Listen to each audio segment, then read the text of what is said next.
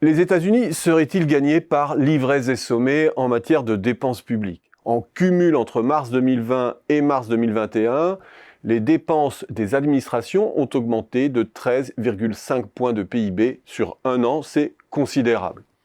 Et les annonces se succèdent depuis janvier, déversant des tombereaux supplémentaires de dollars sur l'économie américaine. Au total, ce sont près de 6 000 milliards de dollars de dépenses publiques qui ont été annoncés depuis l'arrivée du candidat démocrate à la Maison-Blanche, soit l'équivalent de 28% du PIB américain. 1 900 milliards votés en mars pour relancer la machine l'an prochain, auxquels s'ajoutent 2 250 milliards du grand plan en faveur des infrastructures et 1 800 milliards en faveur des familles. Tout cela donne l'impression d'une démesure.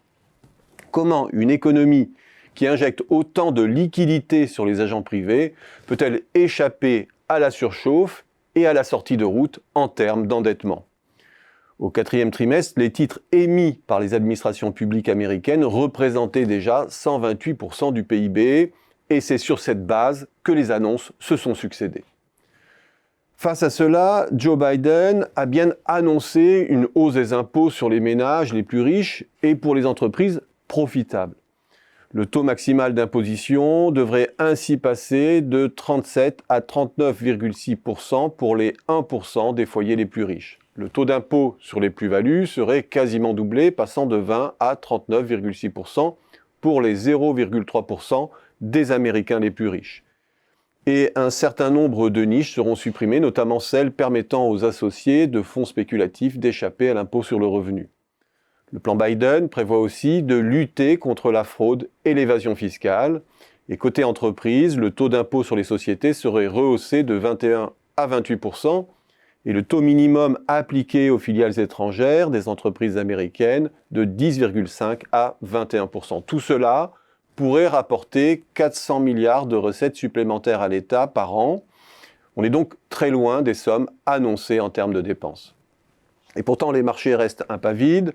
Les valeurs technologiques premières visées par la réforme de l'impôt sur les sociétés demeurent accrochées à leur sommet.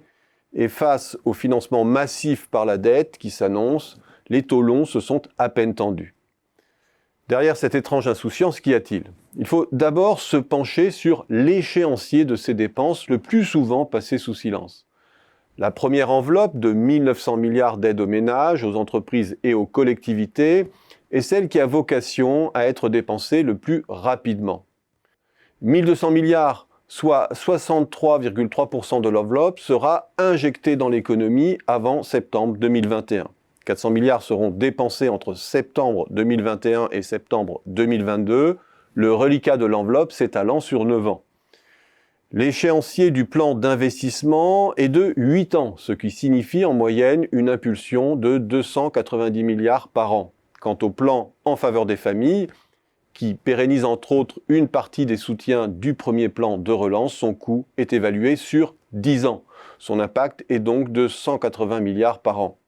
In fine, la démesure apparente des annonces n'est pas celle que l'on pourrait croire. L'impulsion véritable de ces trois programmes est plutôt de l'ordre de 6 à 7% du PIB en 2021, puis elle régresse graduellement pour éviter tout effet de stop and go. Au total, sur l'ensemble de la période, les dépenses publiques seront majorées de 2,5% du PIB en moyenne. De surcroît, seul le premier plan est financé par de la dette, sans hausse d'impôts donc. Les plans infrastructures et familles, soit 2/3 des dépenses, seront eux intégralement financés par les hausses d'impôts que j'ai mentionnées plus haut, concentrées sur les plus riches, avec de très faibles retombées sur la consommation donc.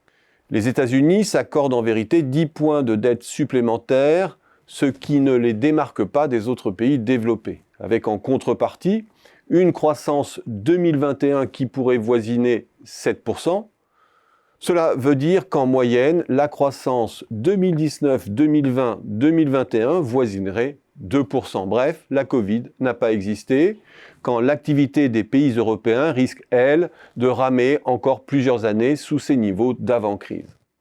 Et le tremplin de croissance ainsi créé, renforcé par le rééquilibrage social en faveur des classes moyennes Et la rénovation des infrastructures donne une chance aux États-Unis d'absorber dans les 10 ans leur surcroît de dette sans drame financier.